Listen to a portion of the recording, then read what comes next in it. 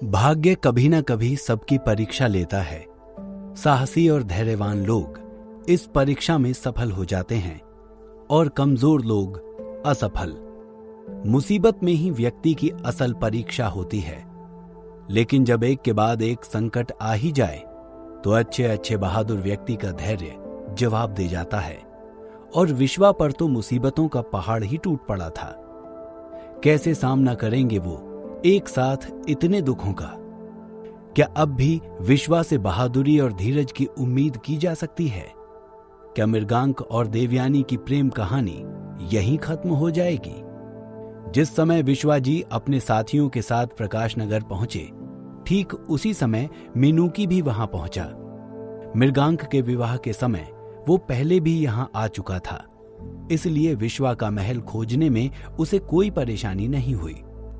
सबसे पहले अधिपति ही रथ से उतरे और मीनूकी को सामने देखकर घबरा गए। क्या हुआ मीनूकी, तुम अचानक यहां? देवयानी ठीक है ना? सवाल सुनकर मीनूकी ने गर्दन झुका ली और धीमी आवाज में बोला, रानी जी का दिल घबरा रहा था। उन्होंने जिद की तो हम यानी मैं और मेरी पत्नी उन्हें लेकर यहां आ रहे थे, लेकिन अधिपति ने घबराकर पूछा, लेकिन क्या मीनूकी? रास्ते में एक जगह खाई थी, हम दोनों उतरकर उसे पाटने लगे और जब वापस देखा तो रानी जी रथ में नहीं थी। क्या? अधिपति ने अपना माथा पीट लिया। हे ईश्वर, और कितनी परीक्षाएं बाकी हैं। इतने में विश्वा और बाकी सब भी आ गए। मीनूकी ने जब मृगांक को बेहोश देखा तो उसकी उम्मीद की आखिरी डोर भी कट गई। उसने कातर दृष्टि से अधिपति की ओर देखा।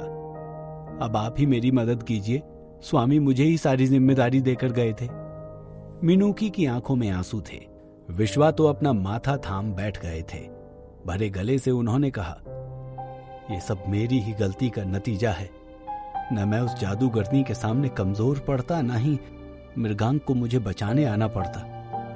अधिपति उन्हें ढांढस बंधाते हुए बोले, ईश्वर सब ठीक करेगा विश्वा जी। आप ही इस तरह हिम्मत हार जाएंगे तो कैसे चलेगा? अधिपति ने कह तो दिया, लेकिन खुद उनका दिल बुरी तरह घबरा रहा था। ये खबर सुनकर महल में जैसे कोहराम मच गया। अब किसी को इस बात की बिल्कुल भी परवाह नहीं थी कि विश्वा जी किस मुसीबत में थे या किस तरह वहां से बचकर आ रहे हैं। अब बस हर कोई यही सोच रहा था कि मृगांक किस तरह ठीक होगा, देवयानी कहां होगी। मधुमती देवी तक ने विश्वा जी से कोई सवाल नहीं किया। वे बस जार जार रोए जा रही थी और बोलती जा रही थी, हाय मेरी बच्ची कहां होगी, कोई उसका पता लगाओ। सभी महल के बड़े कमरे में एक साथ बैठे थे।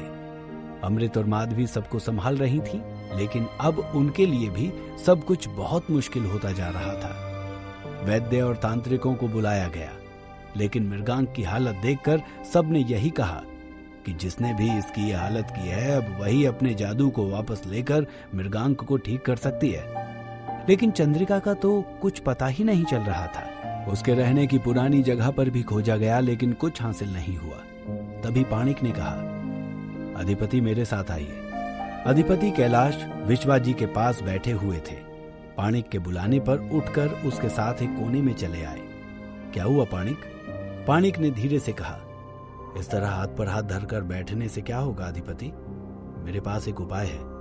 चंद्रिका की माँ यानी वो बुढ़िया जो कह रही है कि चंद्रिका उसकी बेटी नहीं है, हम उससे भी तो कुछ जानकारी ले सकते हैं। शायद हमें कुछ ऐसा पता लग जाए जिससे हम चंद्रिका तक पहुंच सकें, और एक वही है जो मृगांक को ठीक कर सकती है। अधिपति की आंखों में एक चमक सी आई। ये बात अब तक किसी के दिमाग में क्यों नहीं आई? पाणिक बोला, आप सब दुखी और चिंतित हैं, ऊपर से देवयानी का भी कुछ पता नहीं चल रहा। चलिए अब और देर नहीं करनी चाहिए। अधिपति पाणिक को लेकर कमरे से बाहर आ गए।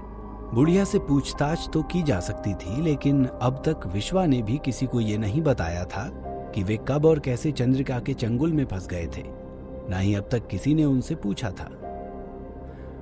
उधर सताक्षी अगले दिन खुद ही बलवीर के महल गई और उन्हें सब कुछ सच सच बता दिया। बलवीर ने आचार्य कश्यप को भी बुलवा लिया। अब वे पांचों, आचार्य कश्यप, बलवीर, सताक्षी, भाग्यलक्ष्मी और लारा। बलवीर ने पूरी बात सुनकर कहा, यह तो बहुत गंभीर समस्या है, हमें कुछ भी करके जल्दी से जल्दी चंदा को खोजना होगा। आचार्य कश्यप ने सुझाव दिया, बलवीर जी, आपके तो दूर दराज के राज्यों में भी बहुत से मित्र हैं, क्यों ना हम उनसे संपर्क करें। यदि किसी ने भी चंदा जैसी किसी स्त्री को देखा हो या कोई घटना ध्यान में हो तो हमें बहुत मदद मिल सकती है। मैं भी अपने मित्रों से संपर्क करूंगा। बलबीर को आचार्य का यह सुझाव ठीक लगा। फिर वे बोले, हमारे तरंगम की भी ख्याति तंत्र मंत्र और जादू के प्रयोगों के कारण ही है। शायद चंदा कभी यहां भी आई होगी। सताक्षी बोली, यदि आई होगी तो नगर के द्वारपाल और उत्कर्ष भवन के प्रबंधक को तो कुछ न कुछ पता ही होगा। कोई भी जादूगर यदि यहां आएगा तो उत्कर्ष भवन जाएगा ही। फिर यही तय हुआ कि भाग्यलक्ष्मी, लारा और सताक्षी यहां पूछताछ करेंगे और आचार्य और बलवीर बाहर के मित्रों से। दोनों ने कई सारे पत्र लिखे और अपने मित्रों को भेज दिए और जवाब का इंतजार करने लगे। रानी भाग्यलक्ष्मी के मन में उम्मीद का दिया फिर से जल उठा था। अब उसे विश्वास हो गया था कि वो दिन दूर नहीं जब सब कुछ ठीक हो जाएगा। ईश्वर भी किसी की कितनी परीक्षा ले सकता है। उधर आग के उस दरिया से निकलकर अधीश किले की ऊंची दीवार पर जा बैठा था। उसका वायु मंत्र वात चक्र उसे तेज गति प्रदान करता था।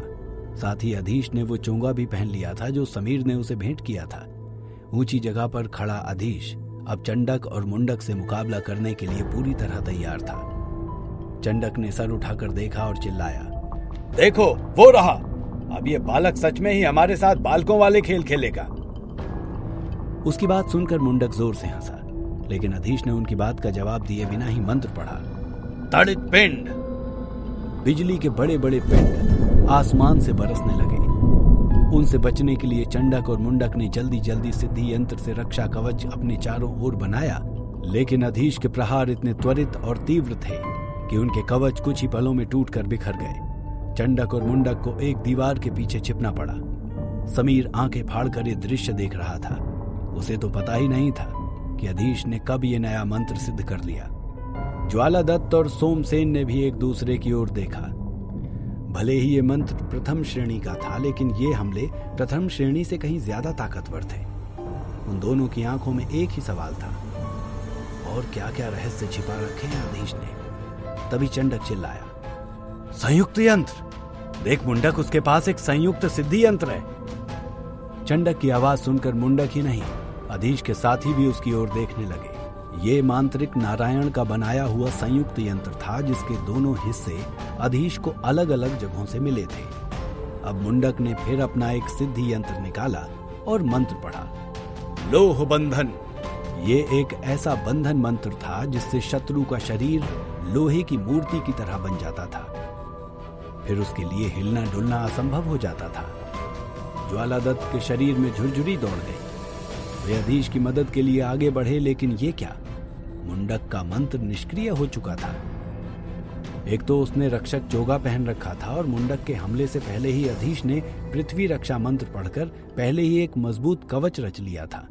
अब चंडक और मुंडक ने बारी बारी से अनेक मंत्र पढ़े, लेकिन सिद्धि यंत्र की मजबूती से रचा गया ये पृथ्वी रक्षा मंत्र सारे हमले झेल गया। चंडक और मुंडक ने एक दूसरे की ओर देखा तो अधीश बोला, क्या हुआ, सारे खिलौने खत्म हो गए तुम्हारे?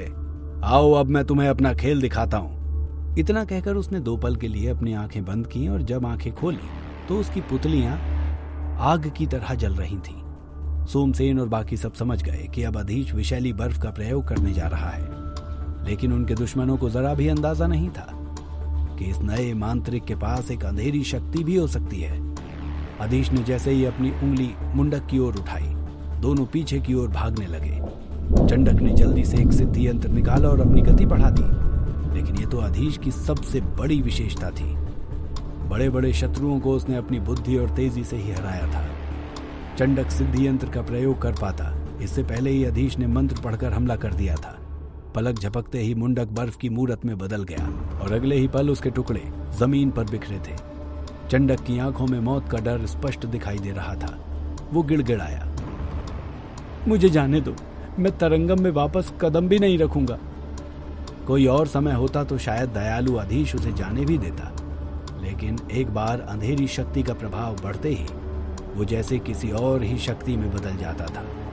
दया करुणा जैसे शब्द जैसे उस समय वो जानता ही नहीं था। पल भर का समय और चंडक के टुकड़े भी जमीन पर बिखर गए। किसी का एक बूंद भी खून नहीं बहा था, लेकिन फिर भी ये लड़ाई इतनी खतरनाक थी कि अधीश के साथियों की भी रीढ़ की हड्डी में सिहरन दौड़ गई। कूदकर अधीश किले की दीवार से नीचे उतरा और ज्वालादत्त की ओर बढ़ा। उसकी आंखों में अब भी वो सुनहरी आग थी। अधीश! समीर जोर से चिल्लाया। अधीश की आंखें पल भर को बंद हुई और जैसे उसे वापस होश आ गया। सुनहरी आग गायब हो चुकी थी। अधीश जमीन पर बैठ गया। उसे बहुत थकान सी महसूस हो रही थी। अधीश की हालत को देखते हुए ज्वालादत्त ने कहा, हमें कुछ देर यहीं रुक जाना चाहिए। अधीश को थोड़े आराम की जरूरत है। सोमसेन ने उसकी बात मान ली और वे सब वहीं रुकने की तैयारी करने लगे। लेकिन अधीश ने बैठे बैठे ही हाथ के इशारे से उन्हें रुकने के लिए मना कर दिया। ज्वालादत्त ने प्रश्नवाचक दृष्टि से उसकी ओर देखा। अधीश बोला, आप बस मुझे कोई औषधि दे दीजिए, अभी यहां रुकना खतरे से खाली नहीं है। ज्वालादत्त ने जल्दी से मानसिक क्षमता बढ़ाने वाली एक औषधि निकालकर अधीश को पिला दी और पूछा, ऐसा क्यों कह रहे हो अधीश? अधीश को अब कुछ अच्छा लग रहा था। गहरी सांस खींचकर उसने अपनी स्फूर्ति वापस लौटाई और बोला, हमारे पीछे आने वाले ये दोनों ही बस नहीं थे, कुछ और लोग भी छिपकर अंदर आ रहे हैं। क्या? सोमसेन अचानक से बोल पड़ा। उसके पालतू रसजीव हुजूम ने जो हाल मांत्रिकों का किया था, अगर इसके बाद भी कोई अंदर आना चाहता था तो आश्चर्य की बात थी। लेकिन शायद सोमसेन अपने आप को कुछ ज्यादा ही शक्तिशाली समझता था। अधीश ने ज्वालादत्त से कहा, जिन मांत्रिकों को हुजूम ने मार डाला वे तो सब सामान्य मांत्रिक थे जो सबसे आगे चल रहे थे। लेकिन सोचिए, इतनी खतरनाक जगह पर भी वे सबसे आगे क्यों आए? क्योंकि उन्हें खतरे का अंदाजा था ही नहीं। ज्वालादत्त उसका इशारा समझ गए। अधीश के कहने का मतलब था कि जो भी सोमसेन से थोड़ा बहुत भी परिचित होगा वो सीधे उससे भिड़ने के लिए नहीं चला आएगा। ज्वालादत्त सर हिलाकर बोले, तुम सही कह रहे हो अधीश, खास तौर पर निरंजन परिवार, वे ऐसी गलती कर नहीं सकते। अधीश बोला, ना ही नवीन निरंजन जैसा घमंडी व्यक्ति इतनी आसानी से हार मानकर वापस लौट सकता है। वे सब तो बस एक अंदाजा लगाने के लिए उस भीड़ में चले आए थे। अब जल्द ही सब पूरी ताकत इकट्ठी करके हम पर हमला करने आएंगे। ज्वालादत्त और सोमसेन दोनों भौचक रह गए। वे दोनों उम्र में तो अधीश से बहुत बड़े थे, लेकिन युद्ध नीति और कूटनीति की समझ अधीश को कहीं ज्यादा थी। सोमसेन बोला, अब क्या करना चाहिए अधीश? अधीश ने मुस्कुराकर कहा, अब जब दुश्मनी मोल ले ही ली है तो युद्ध के लिए तैयार रहना चाहिए। सोमसेन अधीश की बात में छिपे व्यंग का मतलब अच्छी तरह समझ गया, लेकिन अब उसमें भी हिम्मत नहीं थी कि अधीश के खिलाफ कुछ बोल सकता। अधीश ने पहले ही कहा था कि सबको अपने हिसाब से किले में आकर खोज करने देना चाहिए। आखिर तय भी तो यही हुआ था, लेकिन सोमसेन के अड़ियल रवैये ने सब बर्बाद कर दिया था। ऊपर से सोमसेन के ही आदेश पर उसके पालतू रसजीव ने नृशंस हत्याएं भी कर दी थी। अब इन 5 लोगों के खिलाफ तरंगम के सारे मांत्रिक एकजुट हो चुके थे। लेकिन अधीश ने सोच लिया था, जब ओखली में सर दे ही दिया है तो मूसल से क्या डरना। और वैसे भी उसका लक्ष्य तो कुछ और ही था। यहाँ फिलहाल उसका एक ही काम था, किसी भी तरह अपनी और अपने मित्र समीर की रक्षा करना। इसीलिए उसने यहाँ आने से पहले ही समीर को अच्छी तरह समझा दिया था, बेकार में किसी झगड़े में मत पड़ना और युद्ध के समय सबसे पीछे और सुरक्षित जगह पर रहना। आखिर समीर ही तो था उसका सबसे बड़ा हथियार। लेकिन क्या यह संभव था कि अंत तक किसी को कोई नुकसान ना पहुंचे? क्या यह यात्रा उतनी ही आसान रहने वाली थी जितना अधीश सोच रहा था? जानने के लिए सुनते रहिए द मैजिशियंस सीक्रेट, सिर्फ और सिर्फ पॉकेट FM पर।